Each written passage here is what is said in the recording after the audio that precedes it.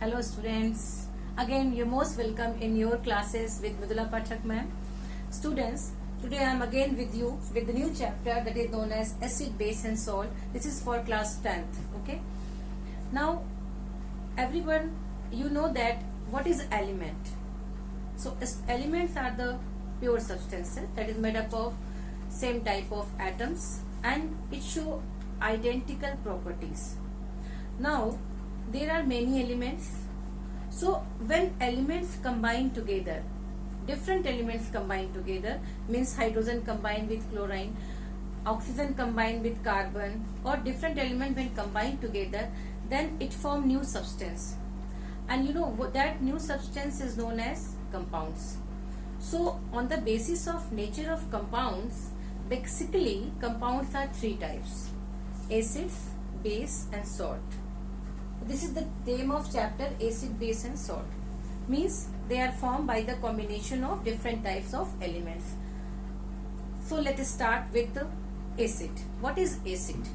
There are some examples of acids. This is organic acid, this is inorganic acid. Why this is known as organic acid and this is known as inorganic acid? So first of all, what is acid? Clear करते हैं what is acid. बहुत confusing होता है बच्चे.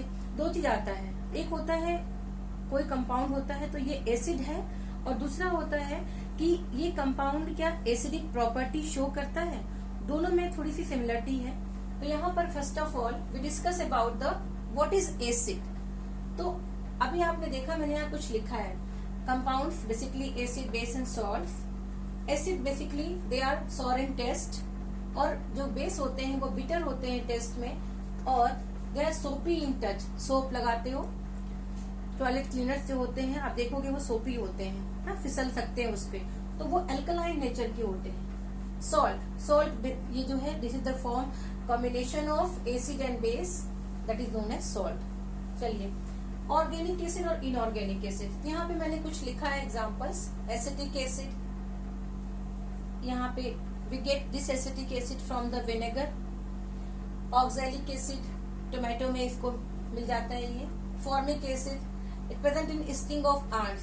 चींटियां जब काटती है तो कुछ खुजली होती है, इचिंग होती है, that is known as it contains organic acid. Now tartaric acid, this acid we get from the apple, grapes.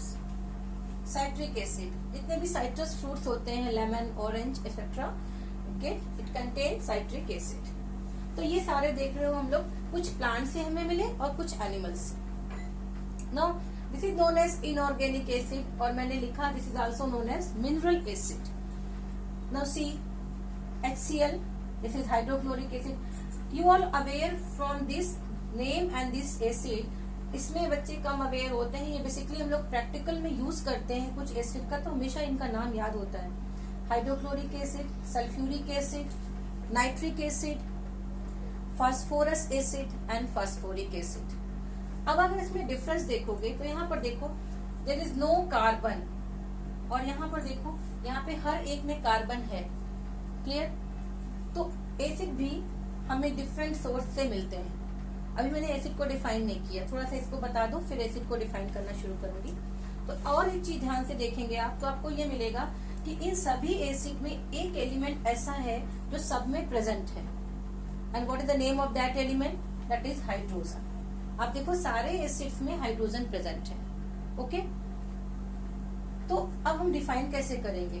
So basically acids are दो substance which have one or more hydrogen atoms, and when it combine with water then it produce hydronium ion.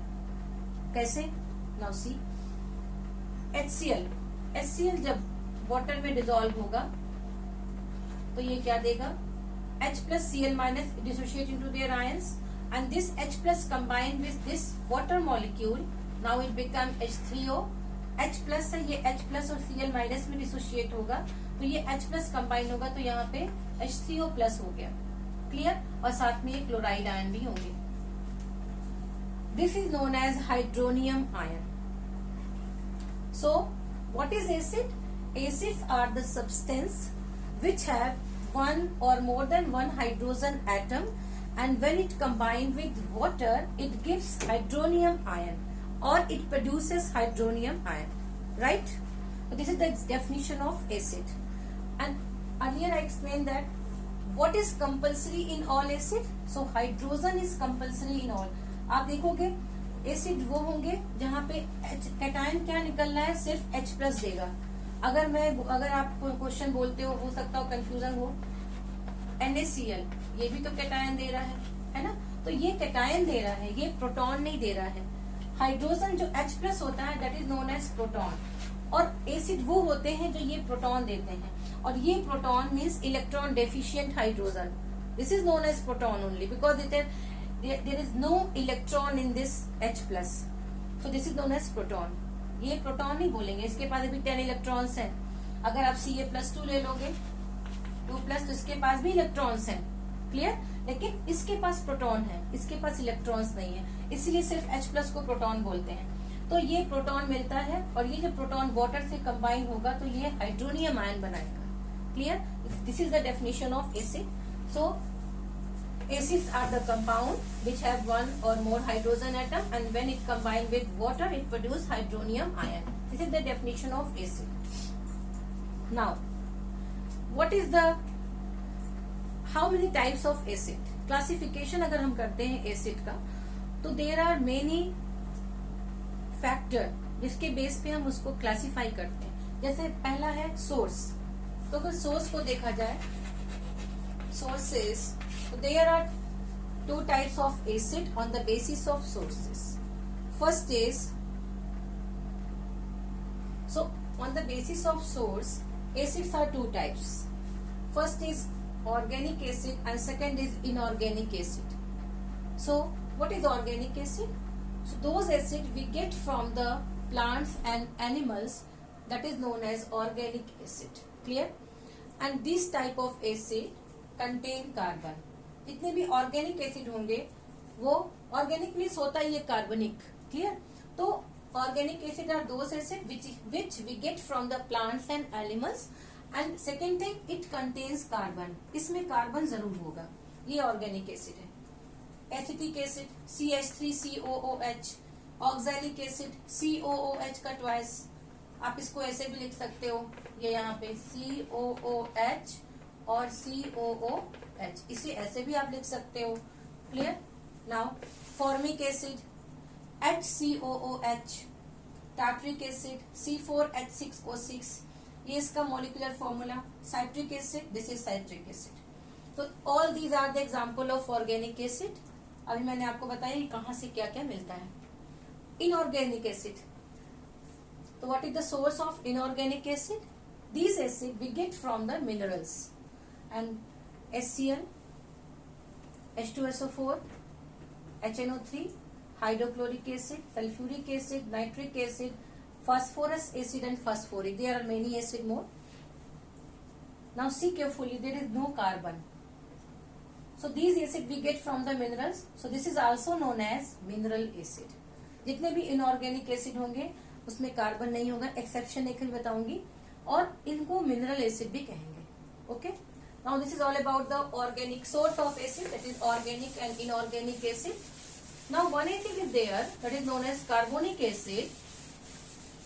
बच्चों इसमें carbon होता है, still it show the properties of inorganic acid and this is known as weak acid, okay. Carbonic acid H2CO3, this is carbonic acid, और ये किसकी category में आता है? ये मिनरल एसिड की कैटेगरी में आता है, और ये वीक एसिड होता है। जबकि सारे मिनरल्स एसिड जो होते हैं वो स्ट्रॉन्ग होते हैं। अभी आपको बताऊंगी कि ये वीक एसिड क्या होता है और स्ट्रॉन्ग एसिड हम कैसे इसको क्लासिफाई करते हैं, clear. Now so this is first classification on the basis of source. Now second is strong and weak acid. ये क्या होता है? Strong and weak acid. Clear? Now देखो, जितने भी ऑर्गेनिक एसिड होते हैं वो सारे वीक एसिड होते हैं. वही मैं स्टेटमेंट बता रही हूँ. जितने भी इनऑर्गेनिक एसिड होते हैं मीन्स मिनरल एसिड होते हैं एक्सेप्ट कार्बोनिक एसिड जो भी बताया, वो सारे क्या होते हैं? स्ट्रॉन्ग एसिड होते हैं. तो ये वीक और स्ट्रॉन्ग किस बेस पे डिवाइड किया गया ना, उसके पीछे जरूर कोई रीजन होगा। देखिए HCl, when it ionize in water then it gives H plus and Cl minus. HNO3 nitric acid, it also give H plus and Cl minus, sorry NO3 minus, NO3 minus. If you take example of acetic acid COOH, now it give CH3COO minus plus H plus. और example ले लूं HCOOH formic acid, when dissolved in water it give HCOO minus plus H plus. There are some acid. अब एक चीज ध्यान में रखना है, ये जो ये फॉर्म है ये सारे इनको बोलते हैं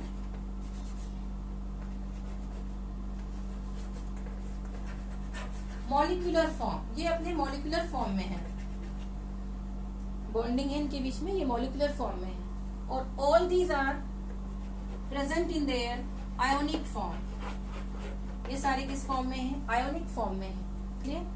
तो अब स्ट्रॉन्ग और वीक का मतलब क्या हुआ? तो देखो, those acid which complete dissociate into their ions when dissolve in water, that is known as strong acid. Complete dissociate into their ions का मतलब, अगर ये 1 मोल लिया, ये भी 1 मोल हम लोगों ने लिया, 1 मोल लिया, जब वाटर में डिसॉल्व होगा तो ये पूरा जो मॉलिक्यूलर फॉर्म में है ये गायब हो जाएगा, ये पूरा अपने आयनिक फॉर्म में आ जाएगा, मीन्स अपने आयंस में कन्वर्ट हो जाएगा। अब उस सॉल्यूशन में HCl के फॉर्म में, मॉलिक्यूलर फॉर्मूला, मॉलिक्यूल्स के फॉर्म में ये नहीं रहेंगे, ये अपने आयंस के फॉर्म में रहेंगे, मीन्स 100% आयंस रहेंगे, मॉलिक्यूलर फॉर्म बिल्कुल नहीं रहेगा। तो that is known as strong acid. तो एक कीवर्ड यहाँ पे क्या यूज हुआ? Complete dissociates into their ions, that is known as strong acid. And what is weak acid? Weak acids are those when dissolved in water, it is partially dissociate into their ions. Clear?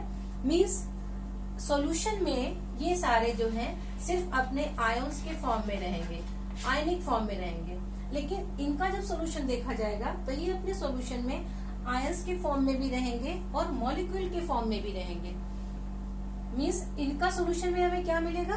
Ions भी मिलेगा और molecule भी मिलेगा, दोनों available है। इनमें क्या मिलेगा? सिर्फ आयंस मिलेगा, ये पूरा कन्वर्ट हो जाएगा अपने आयंस, तो मॉलिक्यूलर फॉर्म हमें नहीं मिलेगा। तो this is known as strong acid and which partially dissociate into their ions, that is known as weak acid. तो all the mineral acid except carbonic acid, all the minerals acid are strong acid, और जितने भी organic acid होते हैं वो week acid होते हैं, because it partially dissociate into their ions. तो this is all about the strong and weak acid.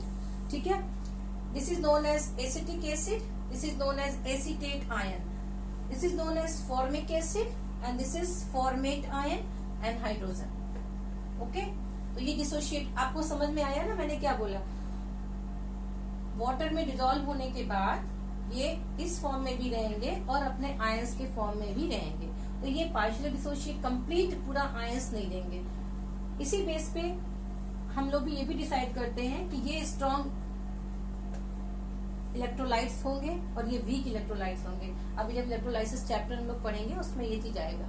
Clear? तो this is strong acid and weak acid. Now next point is what is hydra acid and what is oxy acid? अभी basic चीजें चल रही हैं, preparation तक हम लोग पहुंचे ही नहीं। what is hydra acid and oxy acid? hydra acid and oxy acid, clear? so देखो, अब जरूरी नहीं है कि एक डिसाइड किया हमने सोर्स के बेस पे तो ऑर्गेनिक और इनऑर्गेनिक हुआ, दूसरा स्ट्रॉन्ग और वीक हुआ, तीसरा बता रही हूँ हाइड्रा एसिड और ऑक्सी एसिड। तो बेटा ये एग्जाम्पल में ये जरूरी है कि सभी अलग अलग हो, एक ही एसिड तीनों कैटेगरी में भी आ सकते हैं। कैसे आएंगे देखिए। तो हाइड्रो एसिड क्या होता है? Acid which contain hydrogen atom with one non metallic element, that is known as hydra acid. Example, HCl hydrochloric acid, HBr hydrobromic acid, H2S ये भी हाइड्रोजन सल्फाइड एसिड, HF हो गया, तो जितने HX हो गए और H2S etc. there are many example. So these are known as hydra acid. तो ऐसे सिंपल वे में हाइड्रा एसिड वो होते हैं जिनमें सिर्फ हाइड्रोजन होता है, ऑक्सीजन नहीं होता है, और एक नॉन मेटेलिक एलिमेंट है chlorine, bromine, sulphur etcetera. Clear? This is known as hydra acid. और एक तरीके से और भी एक वर्ड कह सकते हैं कि जितने बाइनरी एसिड होते हैं, means made up of 2 type of elements, that is known as hydra acid. Clear? Now what is oxy acid? तो देखो ऑक्सी एसिड क्या होते हैं? विच कंटेन, अब ये तो कंपल्सरी, मैंने पहले ही आपको बता दिया था कि hydrogen is compulsory in every acid. अगर हाइड्रोजन नहीं है तो वो एसिड नहीं है, क्योंकि वो जो एसिड होगा वो H+ देगा। तो अगर एसिड है तो हाइड्रोजन है, और अगर हाइड्रोजन है तो वो एसिड है। Okay, now oxy acid. Oxy acids are those which contain hydrogen and oxygen with one non-metallic element. Clear? With one non-metallic element, that is known as oxy acids. Okay, so what is the example of oxy acid? So which contain oxygen also with hydrogen and one non-metallic element. Nitric acid, sulfuric acid, formic acid,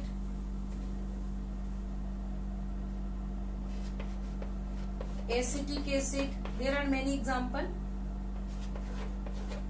Oxalic acid.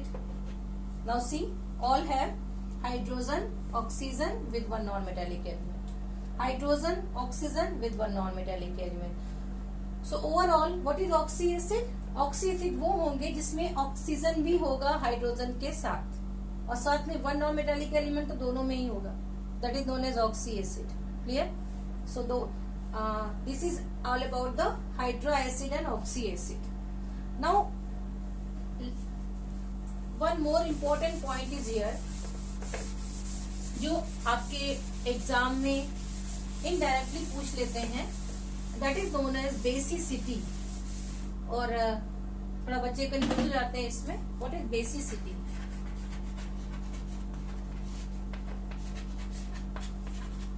तो students, basicity हम लोग किसका निकालते हैं? Acids का।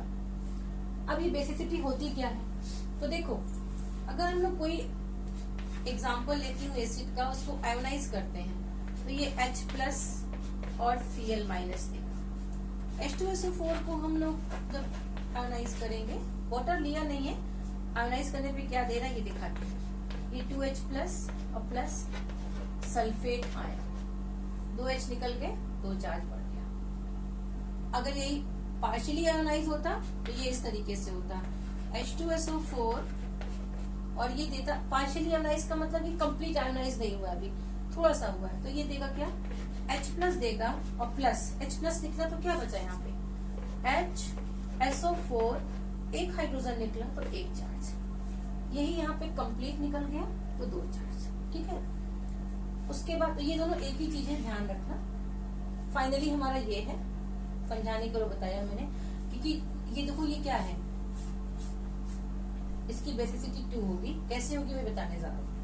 Now nitric acid HNO3, H+,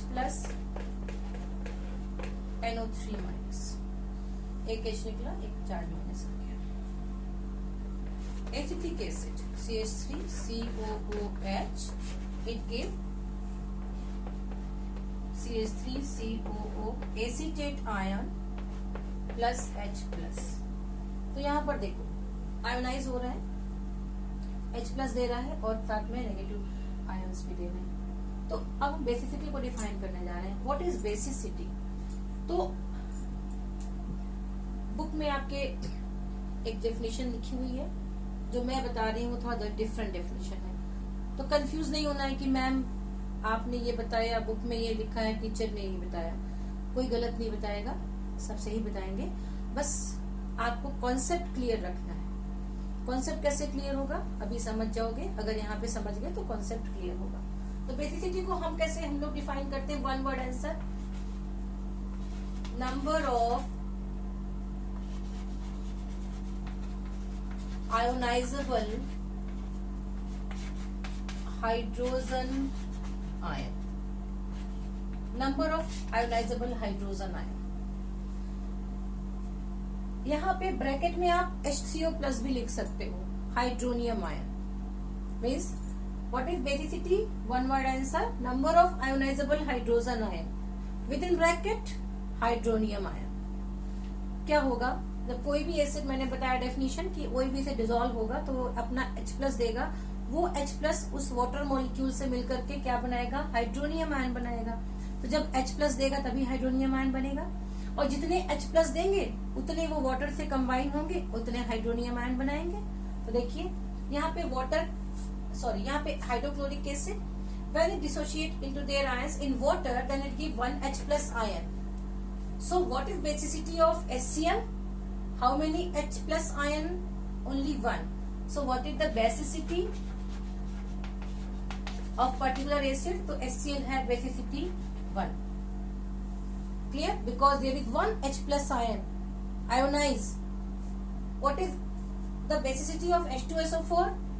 Number of ionizable hydrogen, 2 hydrogen यहाँ पे आए, तो बेसिसिटी विल बी 2.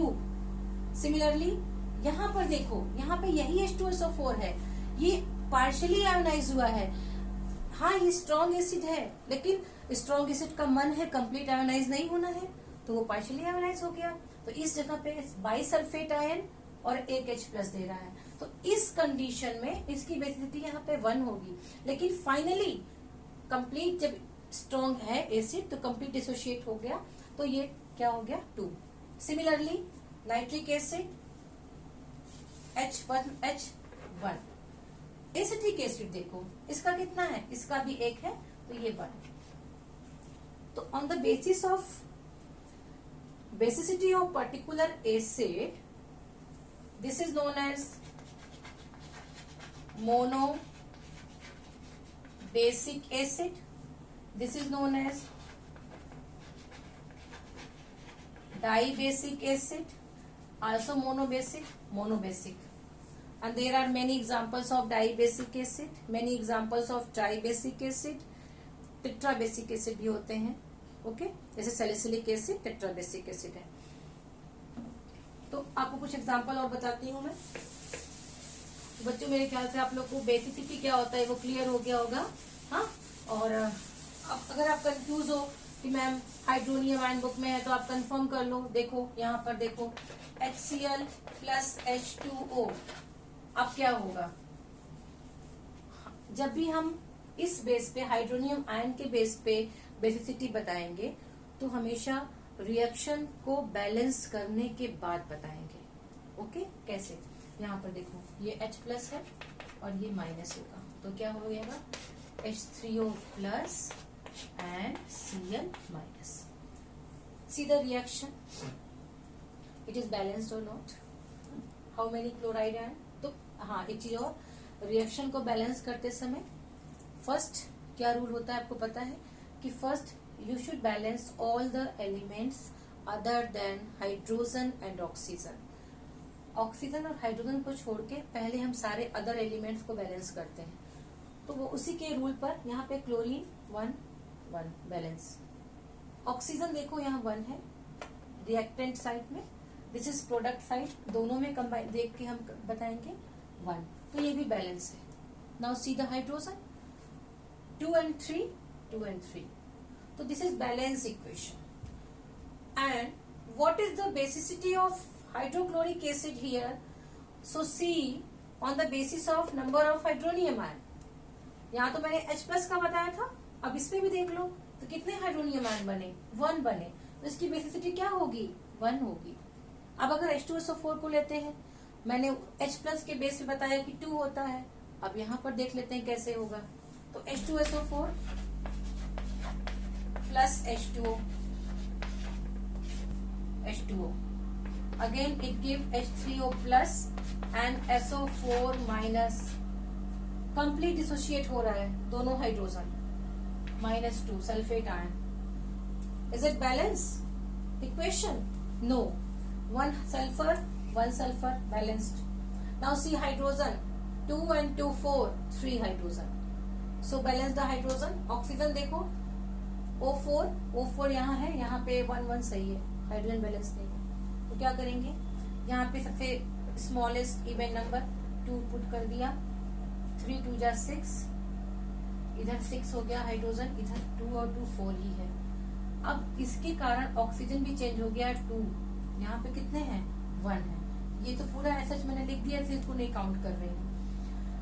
इसको बैलेंस करने के लिए अगर हम यहाँ पे 2 पुट करेंगे तो 2 2 जा 4 प्लस 2 6, 3 2 जा 6, हाइड्रोजन बैलेंस हो गया। ऑक्सीजन 2 2, तो कितने हाइड्रोनियम आयन बन रहे हैं, 2, तो इसकी बेसिसिटी क्या हो गई, 2। इस तरीके से we can find out the basicity of acids. What is the definition, number of ionizable hydrogen ion और number of produce hydronium ion, दोनों आप डिफाइन कर सकते हो। कॉन्सेप्ट क्लियर रखना कि क्या मतलब है, कैसे डिफाइन करेंगे, क्या है ये। ओके, कुछ एग्जांपल्स देख लो, मोनोबेसिक के, डाई बेसिक के, ट्राई बेसिक के। मोनोबेसिक के एग्जांपल क्या क्या होंगे, जिसकी बेसिसिटी 1 होती है, HCl हो गया, HNO3 हो गया, एसिटिक एसिड भी हो गया बच्चों, और फॉर्मिक एसिड भी हो गया। तो ये सारे किसके एग्जांपल हैं, ये सारे एग्जांपल हैं मोनोबेसिक एसिड के, monobasic acid. Di basic H2SO4 di basic, H2PO3 this is phosphorus acid, also the example of dibasic, sorry H3PO3। और डाइबेसिक के एग्जांपल ऑक्सैलिक एसिड, डाइबेसिक।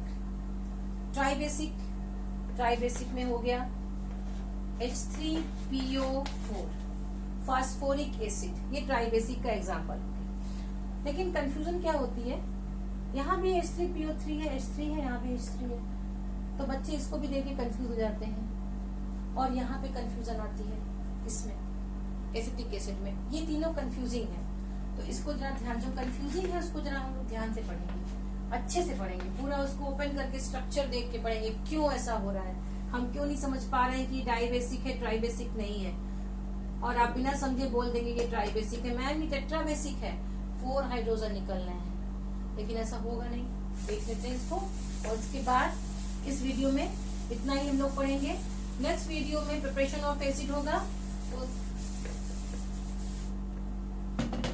जो डाउट्स होंगे वो क्लियर होंगे। तो एसिटिक एसिड को देखो, structure of acetic acid CH3COOH, CH3COH, acetic acid. Oxygen atom is more electronegative than hydrogen atom, so it acquired the electrons of hydrogen and bond will be break from here. Now it give, ये नहीं कुछ होगा इसमें, तो ये हो गया acetic acid CH3COO minus plus H plus, तो कितने इलेक्ट्रॉन्स आयोनाइज हो रहे हैं, 1, तो इसकी बेसिसिटी क्या हो गई, 1। अब दूसरा फास्फोरिक एसिड और फास्फोरस एसिड भी देख लें। H3PO4, केमिकल बॉन्डिंग में आपने इसको पढ़ा होगा structure. Phosphorus P285, atomic balance electron 5, so this is phosphorus 1 2 3 4 5, इसका भी लिख लेती हूँ 1 2 3 4 5।